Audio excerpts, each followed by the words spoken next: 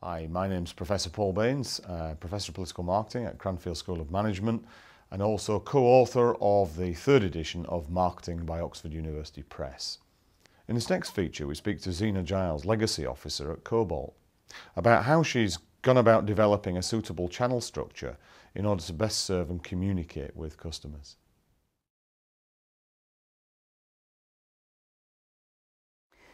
We're a regional medical charity and we're based in Cheltenham. We were established back in 1964 by a group of consultants who were treating cancer patients in the area, and they had to send them down to Bristol at the time, some 70 miles down the road. So they wanted their own Cobalt unit for treatment here in Cheltenham, and so that's how it began. We provide advanced diagnostic imaging equipment, MRI and PET-CT scanning. We've got the static scanners here at the Cobalt Imaging Centre in Cheltenham. We've also got 5 mobile units that travel round and about up and down the UK. We invest in the very best that we can and up-to-date technology so that that can help us to diagnose cancers but other life-limiting conditions as well, like dementia. We also run education courses here for the medical profession so they can get their hands onto our equipment, which benefits them. We've got this equipment that we really like to share, and I know it's cheesy, but we know that what we've got here can make a difference to people, and we know that it does because our patients tell us that in our feedback that we get from them.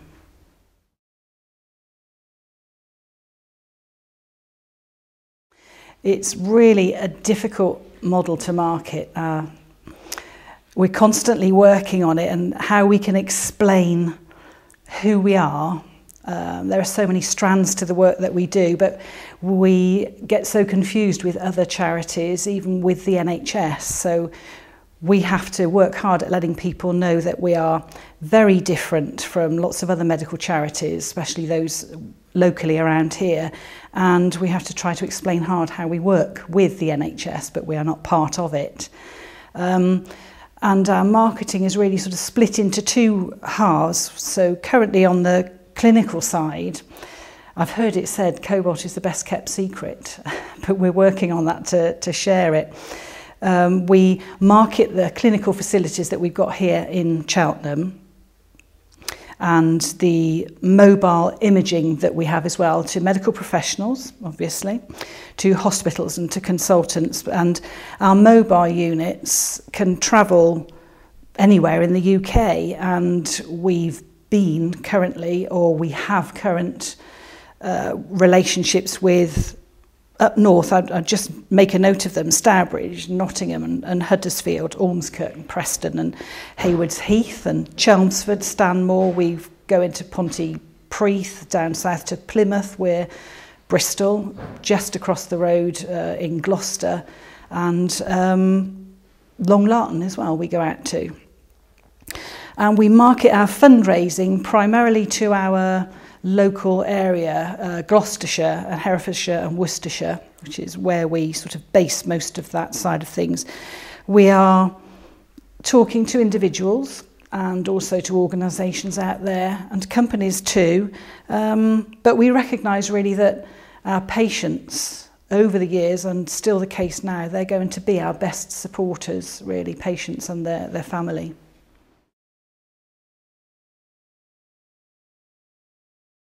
Primarily the people that buy in our service, the mobile scanners that we take out to NHS hospitals, to private hospitals.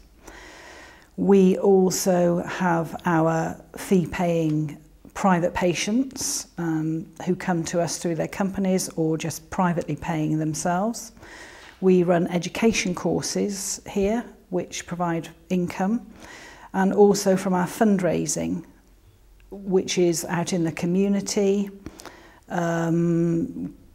people doing their own fundraising, making donations, and also legacy gifts, which accounts for a lot of our income from that area.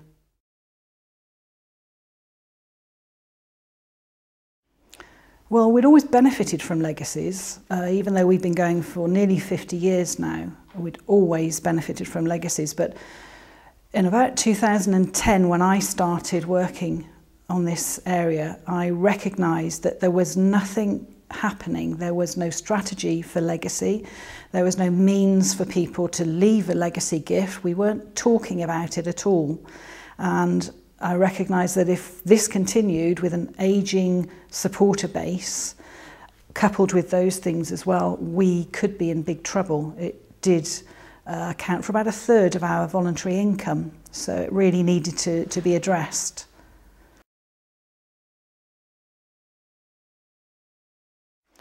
Well, first off, I did quite a lot of research into which charities were doing will weeks, will fortnights, whatever they were. And looking more especially at the smaller charities, the regional, went along on a course and saw a really inspirational lady there from a regional charity up north who gave me the idea that yep, this is definitely something we could do and a way that I felt I could work. So I got in touch with a local solicitor here, had an appointment, chatted it through with them. I really couldn't understand how possibly a free will week or whatever, how that could work. How do you get a solicitor to say, yes, you know, I'll do that for nothing?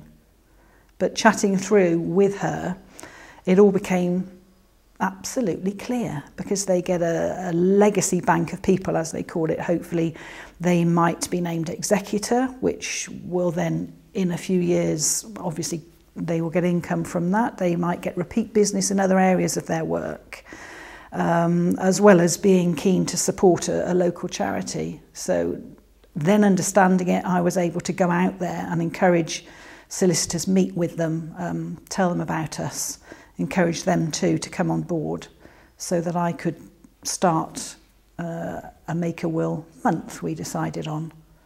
First year we decided that Gloucestershire was probably, you know, take a small bite first and check it out.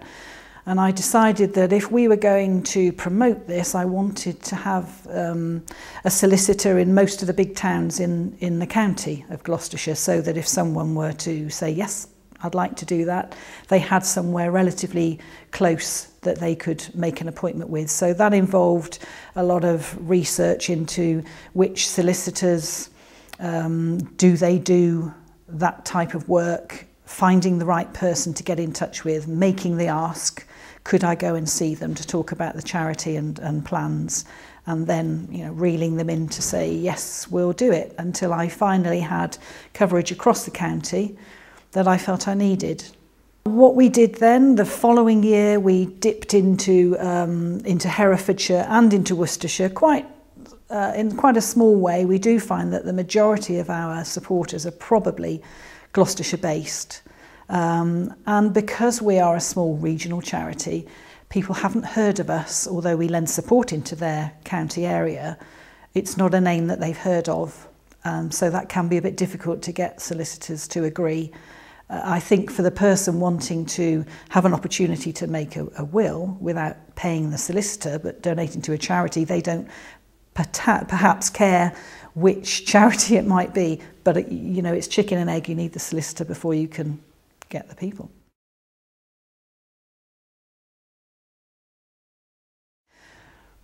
I keep in touch with them. I give them feedback on how it's gone. We advertise in the papers when we have our Will Month, which is each April. So January I start to advertise. So I can keep in touch with them as we're going over the months. Not too often, because you don't want to become tedious, so it's her again. But just enough to let them know that we're working on it. We appreciate what they're doing. We're putting our back into it. The number of inquiries we've had from their area, so who they might potentially have numbers-wise coming through wanting appointments. Then when it's finished, feedback to them how much we've raised in donations, how many appointments each has seen, so it's a little bit of, oh, I can feel better than them because we've seen more. How many people have left us legacy gifts. Several people do tell you, many won't, and really don't want to, but I can feed all of that back, which I think really is good then for relationship keeping and building.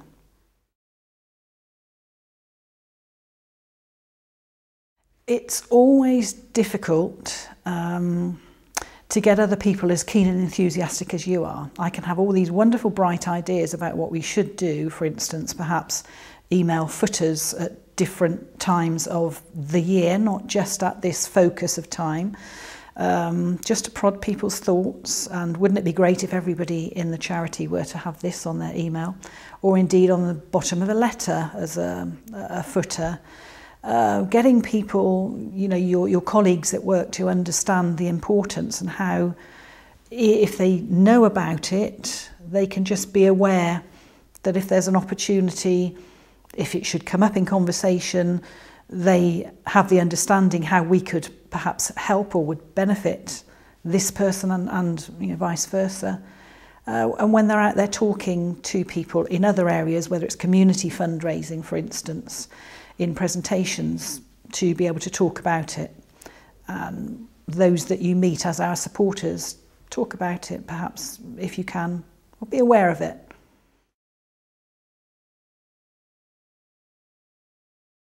Well, you can measure it, I like to measure it by the number of inquiries that we have each year, for starters, because I do think that if you make an inquiry, you may well go on to see your own solicitor. You may not want to be part of what's going on with us. I also measure it by the number of solicitors that I've managed to speak to form a relationship with. We like to invite them in, as well as I've said, so that they can see what it is that we do here and network a little with one another while they're here. So, you know, I measure successes by the number of solicitors who come through on those occasions as well. And it's not just all about the end result of the legacy figure that comes in to us. But yeah, that's mainly it.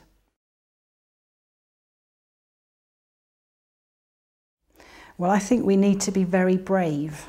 And we have recognised, I've been convinced, although you can't tie them together very often, but I think that our supporters have been past patients or families of. And I think that they are our very best likelihood of legacy gifts for the future, having benefited from the work that we do here. We do have resistance to this and huge sensitivity. We see some very ill patients come through here, of course, but I really want to be able to take our message to our patients in as sensitive a fashion as I can. I know there is a lot of worry from management as to how we might do that. We do see some very sick patients, and the last thing you want to do is to upset them, worry them. But there are ways of doing it, and we can work at that. We are inviting people to get in touch and become a friend of Cobalt. And once we have encouraged them into this Friends of Cobalt, obviously in time they will get soft messages of legacy gifts. I have become the storyteller for Cobalt. So also encouraging patients to share their story, which will help us in so many ways. It's also another way of getting to patients in a sensitive way, meeting with them, gaining their confidence, that we can get the message across to our patient base that we need their support, and they might like to consider doing that by way of a legacy gift.